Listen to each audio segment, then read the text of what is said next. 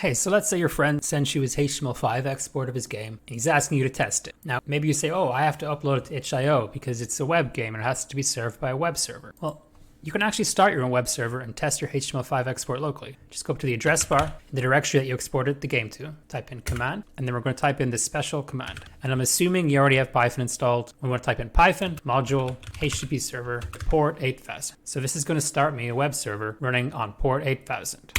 Sometimes, by the way, it'll be Python 3, or if you're running Python 2, it's a different command. I'll flash it on the screen now, flash. So now we're running our web server. And when I say web server, if I go to, let's say, DuckDuckGo and I search something here, this is a web server, right? It's just serving me HTML. And I've just created a small, tiny little web server that's doing the same thing here. Let's go to the port we're serving stuff at, which is HTTP localhost 8000. You can see that it's serving all the files in this directory. It's just a little web server. So if I click on fav png, you can see that it's picking up the fav icon. And if I go to darkcrypt.html, which is the name of the game, here we go. The game is launched. That's pretty neat, right? You don't need to upload your game to itch.io just to test the HTML5 export. And another neat trick is that if you find your address by typing in ipconfig and you get your IP, then you can type it up here and it still works.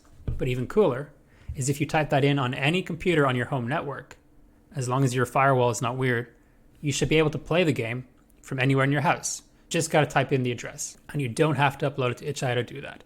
That's why I'm making this video. I saw people were uploading their game to itch.io just to test HTML5 export. Don't need to do that. You can start a tiny little web server yourself with Python.